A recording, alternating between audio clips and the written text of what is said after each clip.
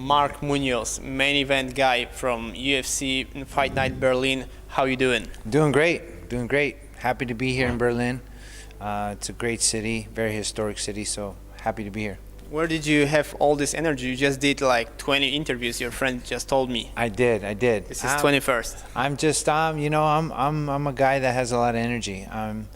Finally I got the weight cutting system down, and I got some energy. So it's not like how I used to be like, oh man, I'm tired of doing interviews, but hey, interviews is what it's all about. It's par for the course, and I'm here to promote the UFC and MMA, and I want to be able to unlock different markets. So it's better for me if I do that, right? So yes. So I'm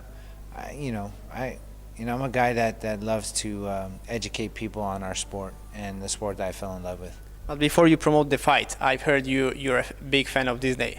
I am a big fan of Disney. I am. Tell me about it. So I might quote some Disney movies. As we have limited time. I heard you can speak like half an hour about it. I can. No, there's no limit. I can talk. So I might, I can be happy. I could be grumpy. I could be sneezy in some of these, naming the seven dwarfs from Snow White. But at the same time, I'm not going to be like the evil stepmother in Cinderella. So I'm gonna be strong like Hercules, and I'm not gonna be naive like Dumbo. So hey, that's just who I am. But I've heard it's a very difficult time for you because it's your anniversary with your wife, and you need to be here. She's not here, so yeah. So I'm a bit grumpy and sad. two of the seven dwarfs. But yeah, I mean it's just what it is. And when I come back home, my wife is very understanding. She's the fairest in the land, like Snow White. I'm on a roll, man. I'm on a roll. But she supports me. I love her, and she's my soulmate. I couldn't be doing this without her support. So. Although she's there, she's here in spirit, and I understand that. I have FaceTime and Skype, and I can see her. So that's, and I know I have her support. So it's awesome to have. Being the main event guy makes you feel proud?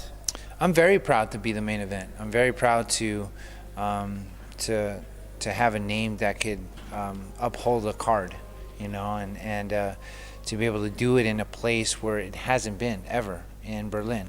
That says a lot about what the UFC thinks of me. It says a lot about what I can do as far as holding a card where the market has never been ever. So yeah, I'm very proud to be one of the main event fighters.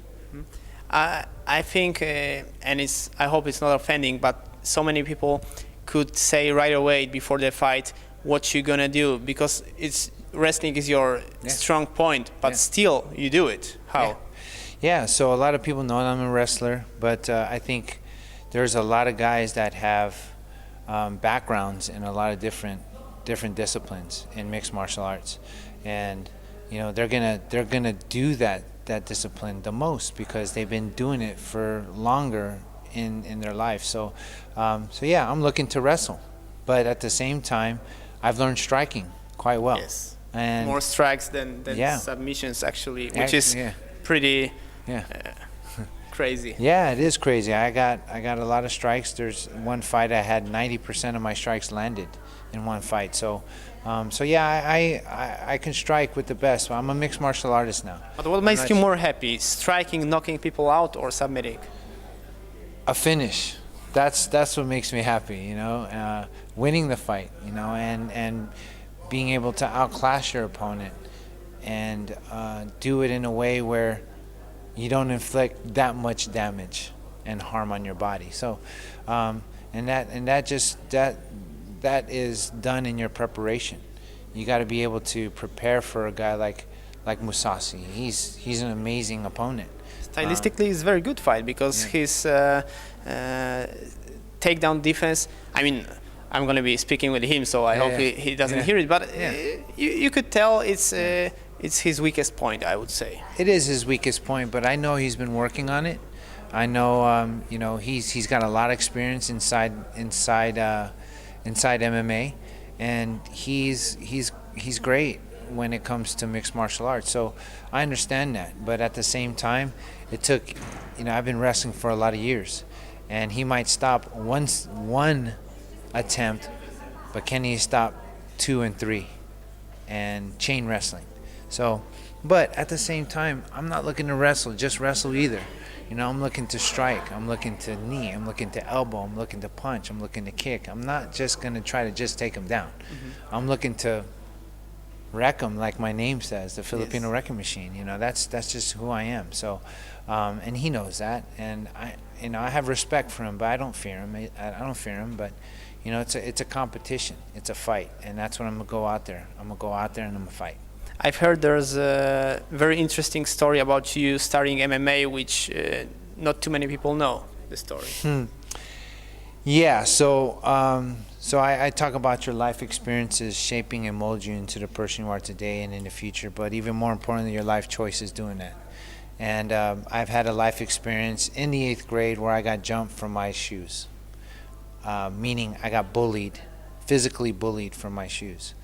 And that led me to wrestle, because a guy came up to me and he said, where's your shoes? Where's your shoes? And it reminded me of when I got beat up, and I just started to tear up. And he goes, "What did you do to the guy?" And well, no, so he goes, and he was a friend of mine.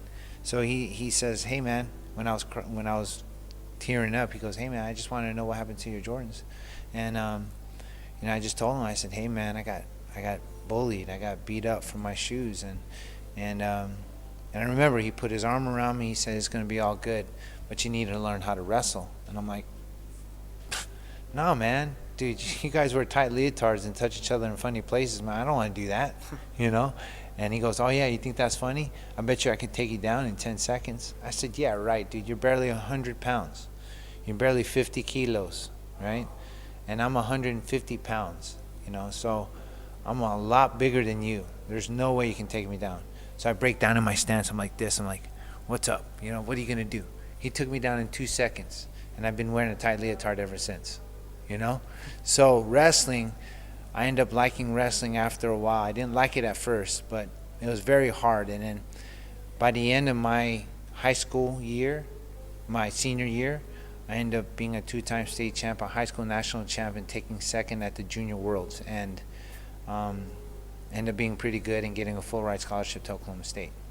So that's how I was able to get into wrestling, and then wrestling got me into mixed martial arts when I accepted a job up in Northern California in America, and I met Uriah Faber. Yes. And Uriah Faber got me into the sport by bringing in Randy Couture, Brandon Vera, Quinn Rampage Jackson, Tito Ortiz, Frank Trigg, I said him already, James Irvin, Scott Smith, the who's who of the UFC at the time. And he wanted me to spar Randy, and I was doing very well against Randy. And then at the end, Randy said, "You really need to consider doing mixed martial arts." And then Uriah's like, "See, I told you." And so that's how I got into it, and I had to talk to my wife and my mom, and it took a while for them to understand that this was something that I can do, because I was getting my master's, I was teaching, coaching, and doing wrestling camps, and I had a wife and 4 kids. So I had a lot going on, but at the same time, those life experiences and the life choices I made has led me here, and now I'm one of the top fighters in the UFC. That's a great story, but you didn't fight since October. Why? You know what? There was no fights for me. I was trying to get back in the cage.